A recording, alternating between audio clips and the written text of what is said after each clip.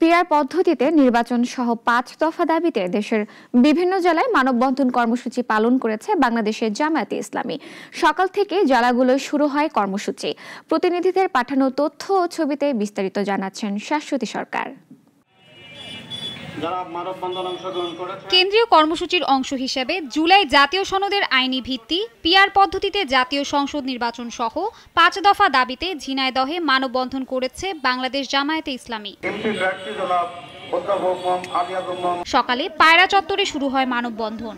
জামালপুরের ফৌজদারি মোড়ে গণতন্ত্র ও মৌলিক অধিকার ফিরিয়ে আনতেই মানববন্ধন পালিত হচ্ছে বলে জানান দলটির কেন্দ্রীয় সাংগঠনিক সম্পাদক।